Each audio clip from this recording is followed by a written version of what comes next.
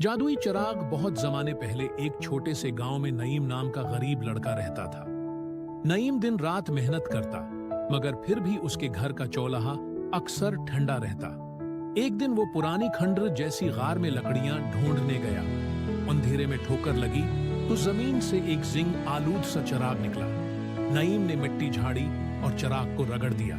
अचानक धुआं छा गया और इस धुएं में से एक दीवनिमा जिन निकला। जिन ने गर्जती आवाज में कहा, ए मेरे मालिक, मैं जादुई चिराग का जिन हूं, जो हुक्म दोगे फौरन पूरा करूंगा। नईम पहले तो डर गया, मगर फिर हौसला करके कहा, मेरे घर खाने का इंतजाम हो जाए। पलक झपकते ही गरीब कटिया में रंग बरंगे पकवान सज गए। नईम ने मां को बुलाया और दोनों ने शक्मसीर खाना खाया।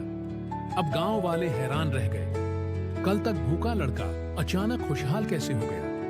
कुछ ने हसद में यह खबर गांव के लालची सरदार को दे दी। सरदार ने मौका देखकर चिराग छीनने की कोशिश की, लेकिन नईम ने अपनी अकल से काम लिया। उसने जिन से कहा, आए दोस्त जिन, इस सरदार के दिल को अबरत बना दो ताकि वो कभी गरीबों पर जुल्म न करे। जिन ने फौरन सरदार को सबक सिखाया। वो सारी दौलत के बावजूद आजिजी अख्तियार करने पर मजबूर हो गया।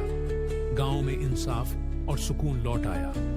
नईम ने चिराग को अपनी दौलत बढ़ाने के बजाय दूसरों की मदद करने के लिए इस्तेमाल किया। उसका नाम दौर दौर तक मशहूर हो गया। सब उसे चिराग वाला नईम कहने लगे। यूं एक पुराना जादुई चिराग सिर्फ एक लड़के की तकदीर नहीं, पूरे गांव की जिंदगी बदल गया। अगर आपको ये वीडियो पसंद आई हो तो लाइक करें, अपने दोस्तों के साथ शेयर करें और हाँ, सब्सक्राइब वाले लाल बटन को दबा दें और साथ बेल आइकॉन भी, ताकि हमारी नई वीडियोस आप तक सबसे पहले पहुंचे।